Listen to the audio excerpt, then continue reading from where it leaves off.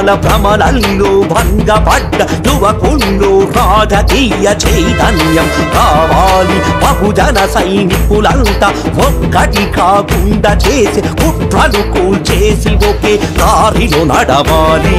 జీవితాలు పణం పెట్టి త్యాగాలే చేసినట్టి ఉద్యమకారులు అంతా ఏకమవ్వాలి. దురంకార పాలనలో మదమెక్కిన మాయగాళ్ల గుండెల్లో వణుకు పుట్టి పారిపోవాలి.